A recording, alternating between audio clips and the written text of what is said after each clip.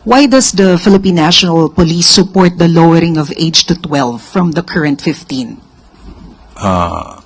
Hindi naman po linggit sa kaalaman nyo siguro, ma'am, na medyo nagkakaproblema na po tayo.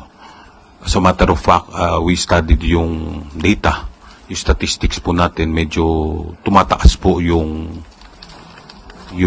nai-involve na mga CICL, yung mga children in conflict with the law.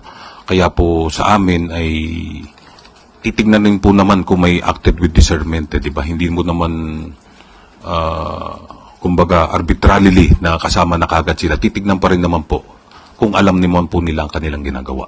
And base po dito sa data na sinasabi ninyo, ano po yung pinakabata na na-involve doon sa mga crime cases? I cannot tell you with certainty right now, but as young, we have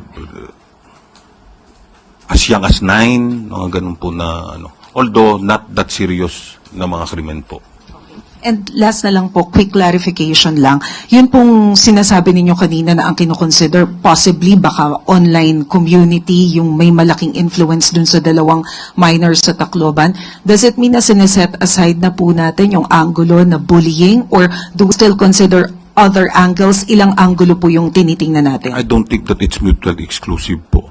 They could have been bullied and then it further strengthened yung influence po ng online content sa kanila.